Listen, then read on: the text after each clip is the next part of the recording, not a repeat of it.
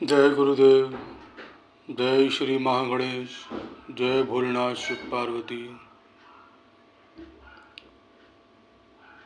अध्याय 10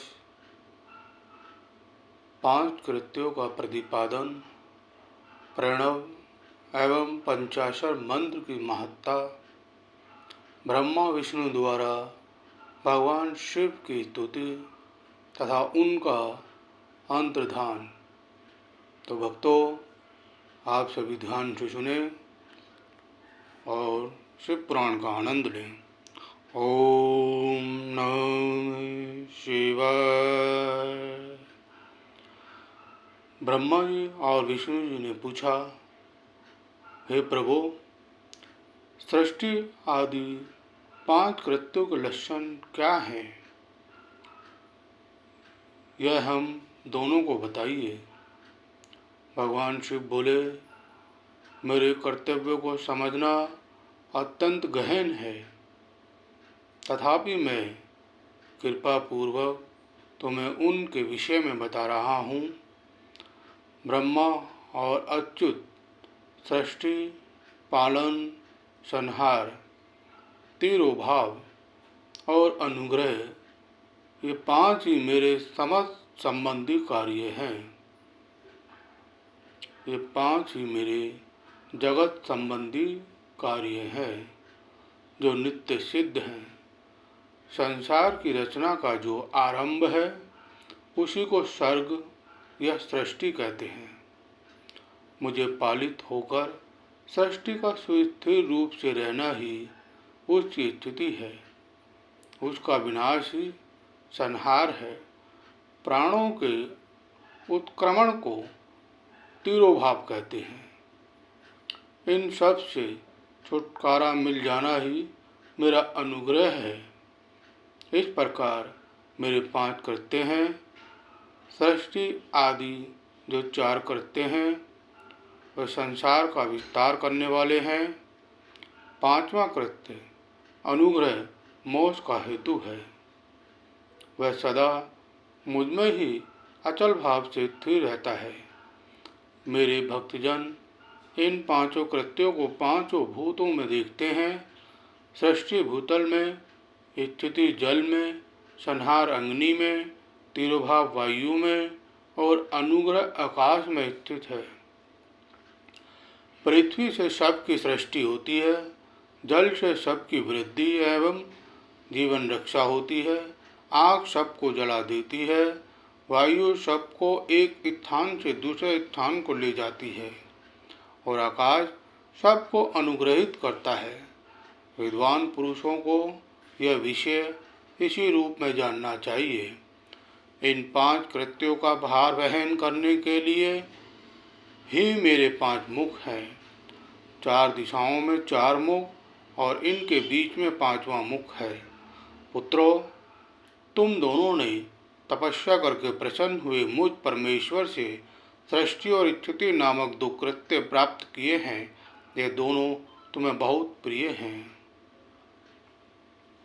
इसी प्रकार मेरी विभूति स्वरूप रुद्र और महेश्वर में 2 अन्य उत्तम कृत्य संहार और तिरोभाव मुझ में प्राप्त किए हैं,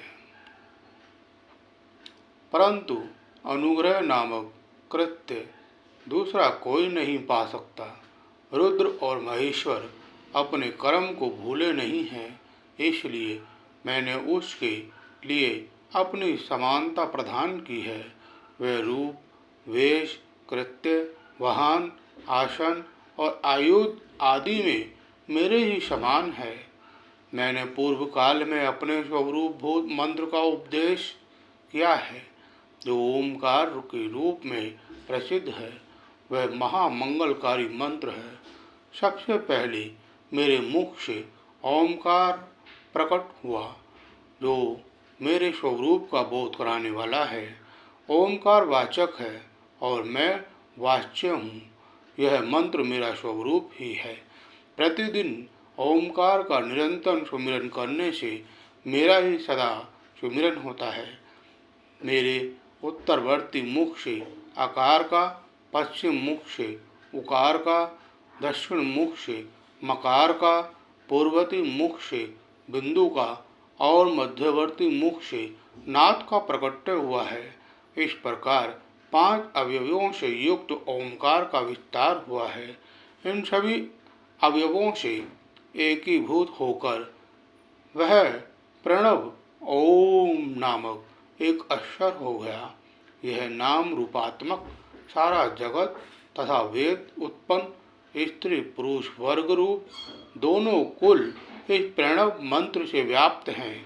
यह मंत्र शिव और शक्ति दोनों का बोधक है। इसी से पंचाक्षर मंत्र की उत्पत्ति हुई है।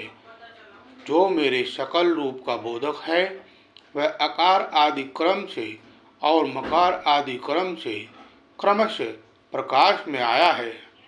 ओम नमः शिवाय। यह पंचाक्षर मंत्र है। इस पंचाक्षर मंत्र से मातुका का वर्ण प्रकट हुए हैं जो 5 भेद वाले हैं। उसी से शिरो मंत्र सहित त्रिपदा गायत्री का प्रकट्य हुआ है। उस गायत्री से संपूर्ण वेद प्रकट हुए हैं और उन वेदों से करोड़ों मंत्र निकले हैं। उन मंत्रों से भिन्न भिन्न कार्यों की सिद्धि होती है, परंतु इस प्रणव एवं पंचाक्षर से संपूर्ण मनोरथों की सिद्धि होती है। इस मंत्र समुदाय से भोग और मोक्ष दोनों सिद्ध होते हैं।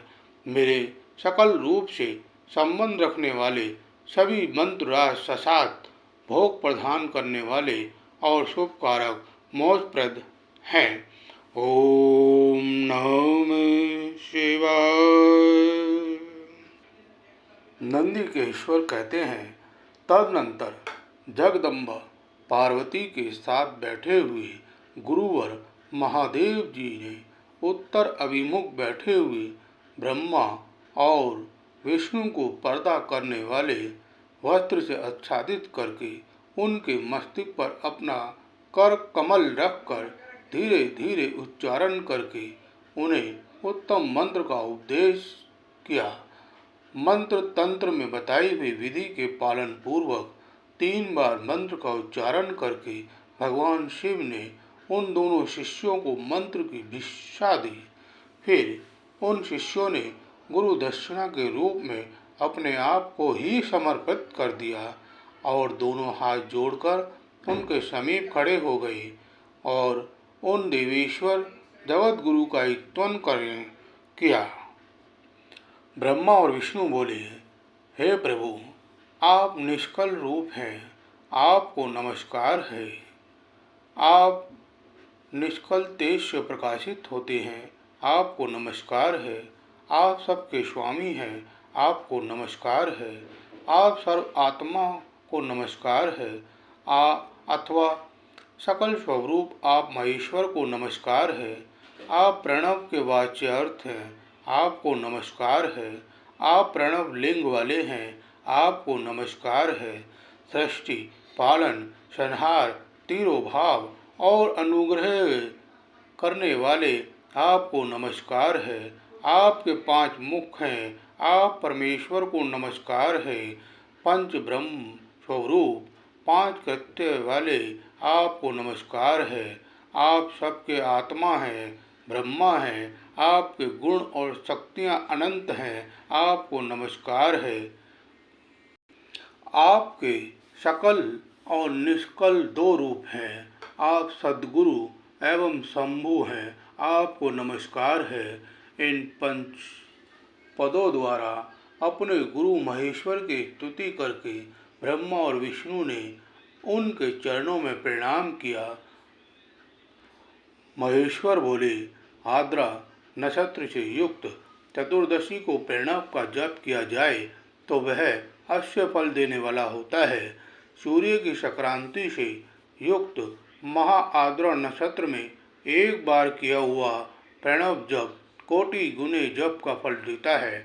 मृगशिरा नक्षत्र का अंतिम भाग तथा पुनर्वसु का आदिम भाग पूजा होम और तर्पण आदि के लिए सदा आर्द्रा के समान ही होता है।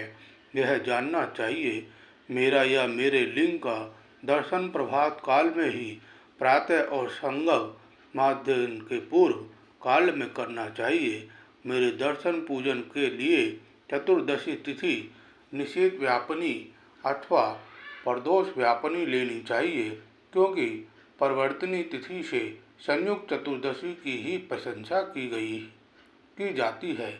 पूजा करने वालों के लिए मेरी मूर्ति तथा लिंग दोनों समान है, फिर भी मूर्ति की अपेक्षा लिंग का स्थान ऊंचा है।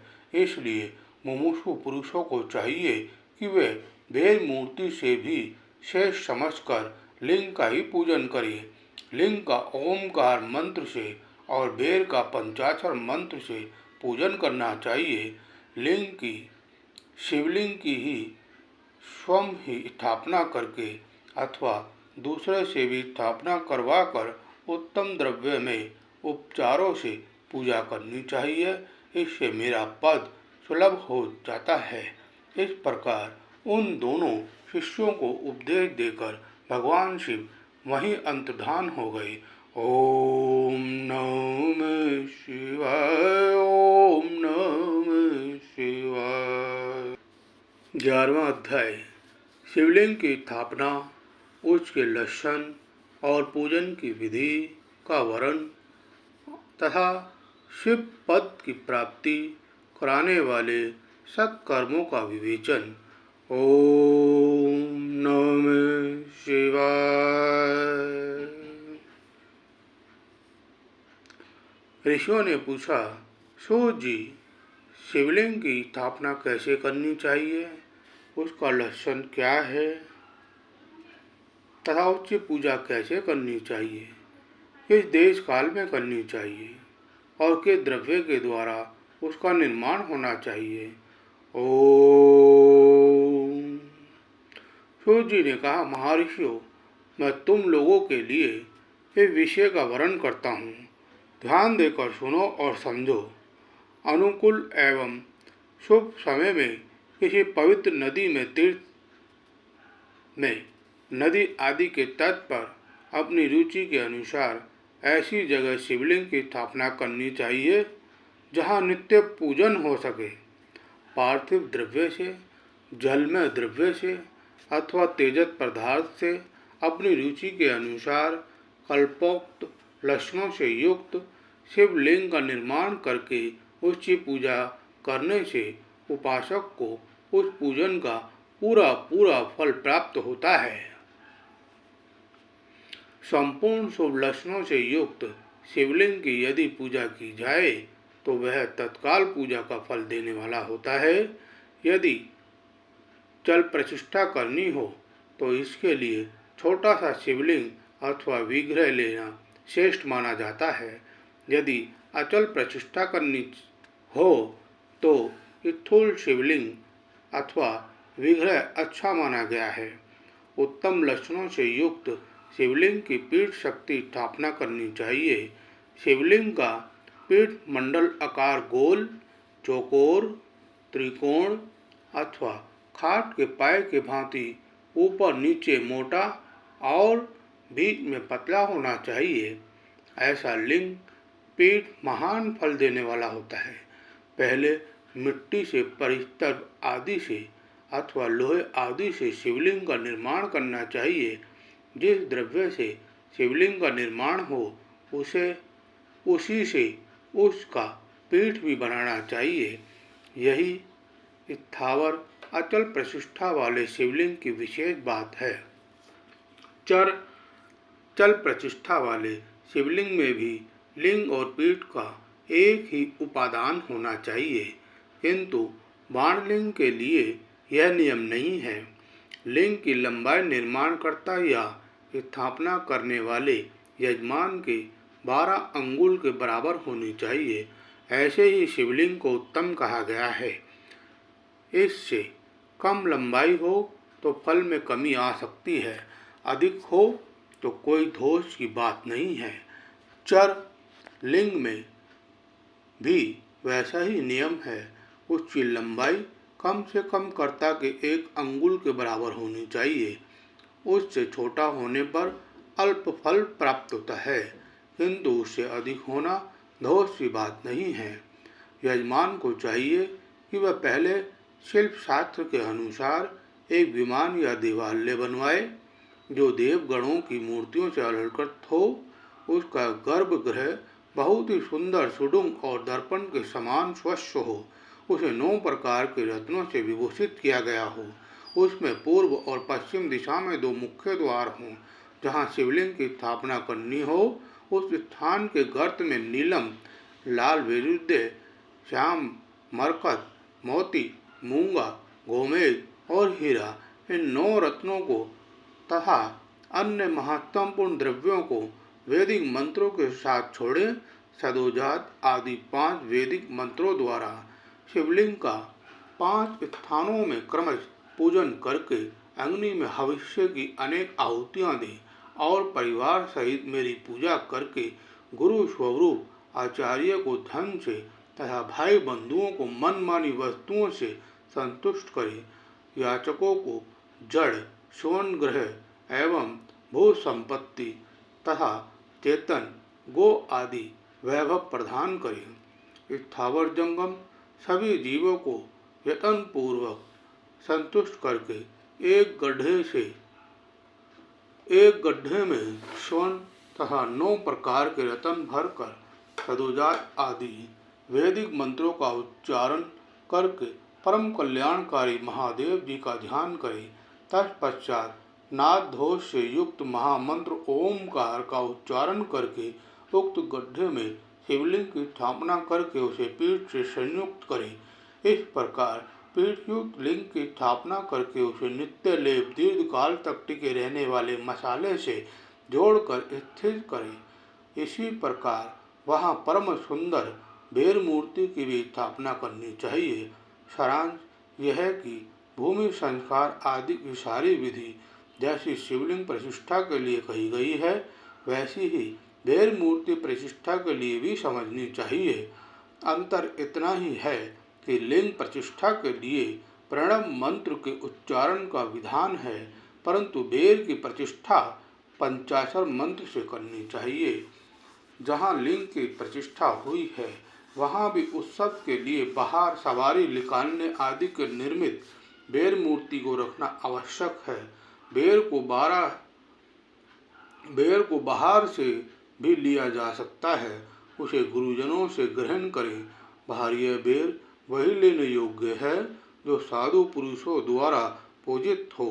इस प्रकार लिंग में और बेर में भी की हुई महादेव जी की पूजा शिव पद प्रदान करने वाली है।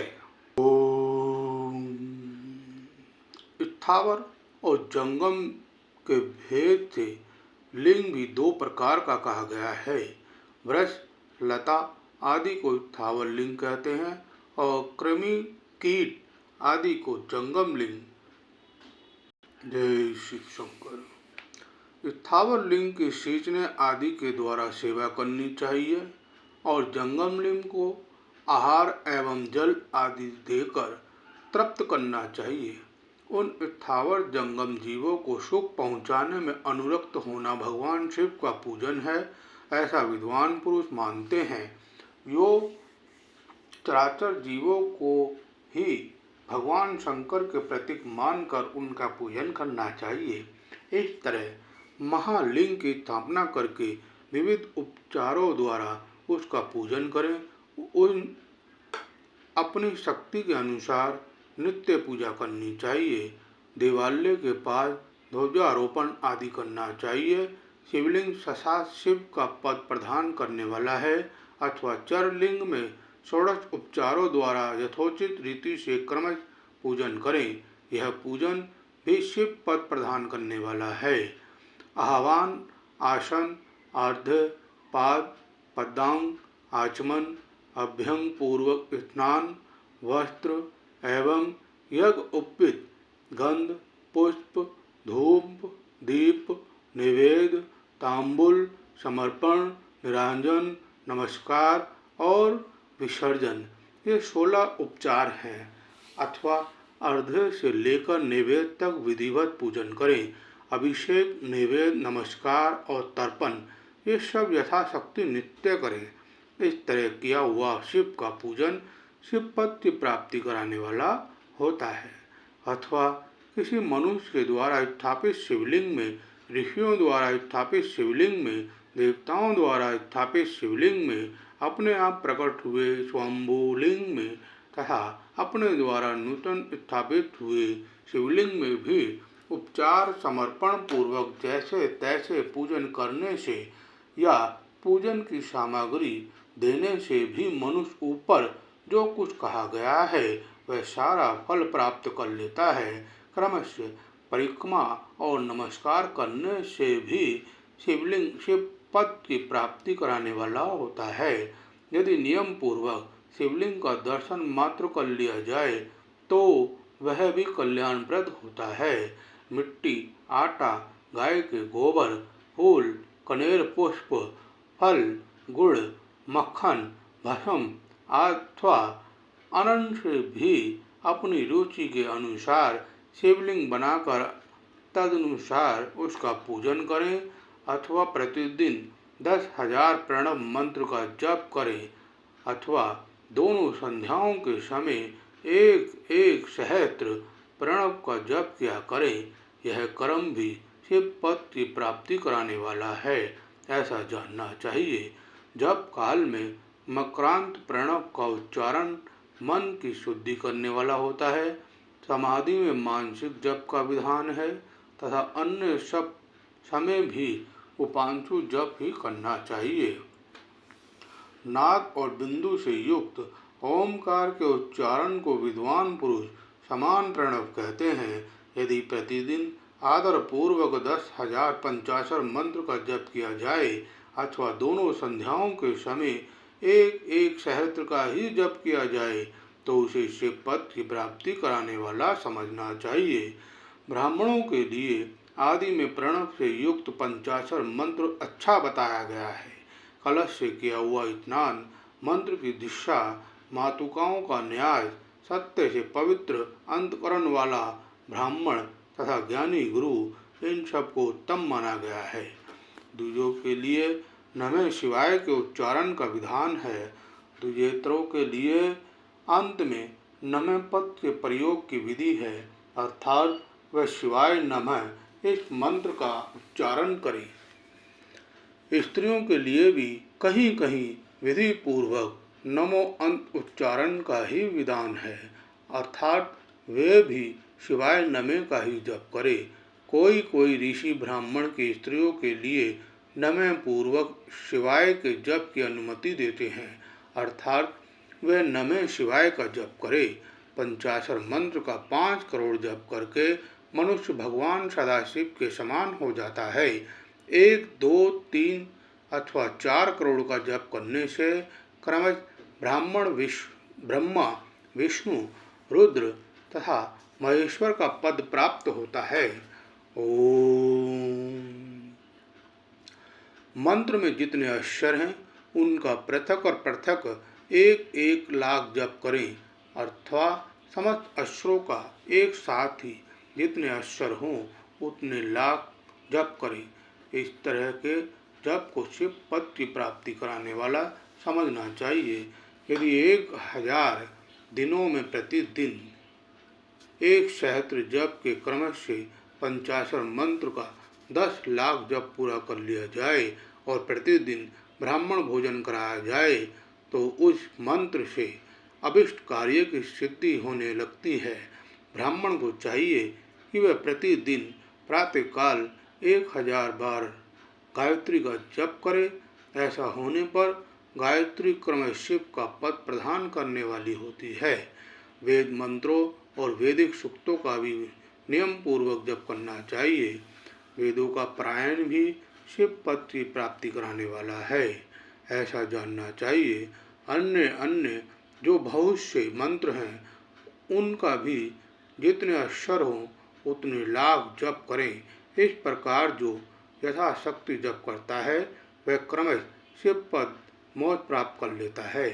अपनी रुचि के अनुसार किसी एक मंत्र को अपनाकर मृत्यु पर्यंत प्रतिदिन उसका जप करना चाहिए, अथवा ओम इस मंत्र का प्रतिदिन 1 सहस्त्र जप करना चाहिए। ऐसा करने पर भगवान शिव की आज्ञा से संपूर्ण मनोरथों की सिद्धि होती है। ओम। जो मनुष्य भगवान शिव के लिए फुलवाड़ी या बगीचे आदि लगाता है तथा शिव जी के लिए सेवा कार्य के लिए मंदिर में झाड़ने बुहारने आदि की व्यवस्था करता है, वह इस पुण्य कर्म को करके शिव पद प्राप्त कर लेता है। भगवान शिव के जो काशी आदि क्षेत्र हैं उनमें भक्तिपूर्वक नित्य निवास करे, वह जड़ चेतन सभी को भोग और मौज देने वाला होता है। अतः विद्वान पुरुष को भगवान शिव के क्षेत्र में आमरण करने निवास करना चाहिए। पुण्य क्षेत्र में स्थित बावड़ी कुआं और पोखरे आदि को शिव गंगा समझना चाहिए। भगवान शिव का ऐसा ही वचन है, वहाँ स्नान दान और जप करके मनुष्य भगवान शिव को प्राप्त कर लेता है। अतः मृत्यु पर्यंत शिव के क्षेत्र का आश्रय लेकर रहना चाहिए। जो शिव जी के क्षेत्र में अपने किसी मृत संबंधी का दशा मासिक श्राद्ध सैपिंडीकरण अथवा वार्षिक श्राद्ध करता है अथवा कभी भी शिव के क्षेत्र में अपने पितरों को पिंड देता है, वह तत्काल सब पापों से मुक्त हो जाता है और अंत में शिव पद पाता है। अथवा शिव के क्षेत्र में 7, 5, 3 या एक ही रात निवास करें। ऐसा करने से भी क्रमश शिव पद की प्राप्ति होती है। लोक में अपने अपने वर्ण के अनुरूप सदाचार का पालन करने से भी मनुष्य शिव पद को प्राप्त कर लेता है। वर्ण अनुकूल आचरण से तथा भक्ति भाव से वह अपने सत्कर्म का अतिशय फल पाता है। कामना पूर्वक किए हुए अपने कर्म के अभिष्ट फल को शीघ्र ही पा लेता है। निष्काम भाव से किया हुआ सारा कर्म साक्षात शिव पद की प्राप्ति करने वाला होता है। दिन के 3 भाग होते हैं, प्रातः, माध्याह्न और सायंकाल। इन तीनों में क्रमश एक एक प्रकार के कर्म का संपादन किया जाता है। प्रातःकाल को शास्त्र विहित नित्य कर्म के अनुष्ठान का समय जानना चाहिए। माध्यकाल सकाम कर्म के लिए उपयोगी है तथा शाम काल शांति कर्म के लिए उपयुक्त है, ऐसा जानना चाहिए। इसी प्रकार रात्रि में भी समय का विभाजन किया गया है। रात के 4 प्रहरों में से जो बीच के 2 प्रहर हैं उन्हें निशीथ काल कहा गया है। विशेषतः उसी काल में की हुई भगवान शिव की पूजा का अभिष्ट फल को देने वाली होती है। ऐसा जानकर कर्म करने वाला मनुष्य यथोक्त फल का भागी होता है। विशेषतः कलयुग में कर्म से ही फल की सिद्धि होती है। अपने अपने अधिकार के अनुसार ऊपर कहे गए किसी भी कर्म के द्वारा शिव आराधन करने वाला पुरुष यदि सदाचारी है और पाप से डरता है तो वह उन कर्मों का पूरा पूरा फल अवश्य प्राप्त कर लेता है। ऋषियों ने कहा, सूर्य जी पुण्य क्षेत्र में कौन कौन से हैं जिनका आश्रय लेकर सभी स्त्री पुरुष शिव पद प्राप्त कर ले, यह हमें संक्षेप से बताइए। ओम नमः शिवाय। ओम नमः शिवाय।